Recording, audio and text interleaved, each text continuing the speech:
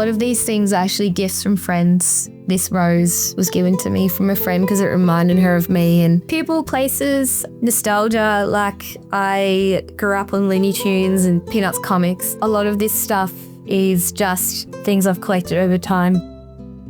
Can only paint so big in here as well, so this is probably the biggest I usually paint. It takes me a long time to decide what I want to do. Once I'm ready, it's like, that's it. That's how it's going to go. And then the colours are very intuitive. I don't plan what colour I'm using until I start painting. I'm not really a sketchbook person. I kind of never have been. I love that immediate straight onto the canvas. I think that just works for me, and I've had to learn over the years how my brain works and what motivates me to get started and what makes me feel stuck. I like to spend time with the one painting. I can't leave something unfinished. I have to sort of do it bit by bit.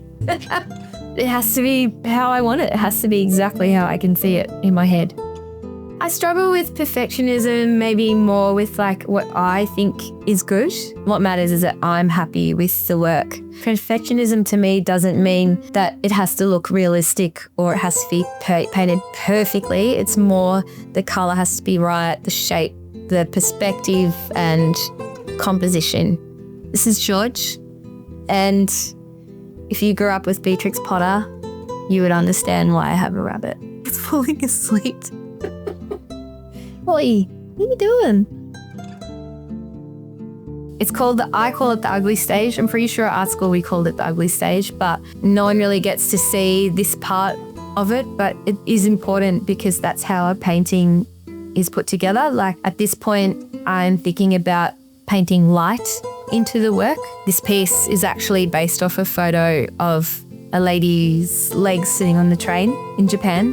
It was one of those trains that were really like old, it had beautiful velvet seats, and she had these blue stockings and beautiful black shoes, and it reminded me of, for some reason, the witch's feet from Wizard of Oz, where she gets squashed by the house.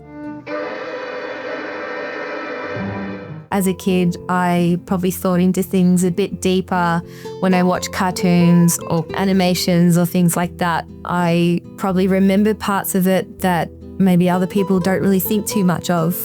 I found out later in life that Albert the Detzel is actually my nonna's first cousin who sells Asterix Obelix. We'll never met him or anything like that, but it's in the bloodline somewhere. I mean, I'm not a professional comic artist. That would be nice. It's such a strong interest, and it's such a, like, I feel the need to do things like make a puppet of Pinocchio. Go back to remembering why I love painting so much, which is just painting things that I enjoy rather than the pressure of where this is going to go. I think I need to do this a bit more often because I'm really enjoying the process of this rather than having a deadline or thinking about, is this going to work for where it's going? And you're exposed, basically. I work better with pressure.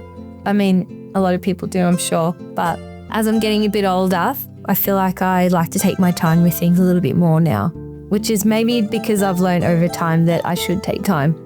I don't know if that's to do with anything to do with getting older. I'm probably just saying that as an excuse.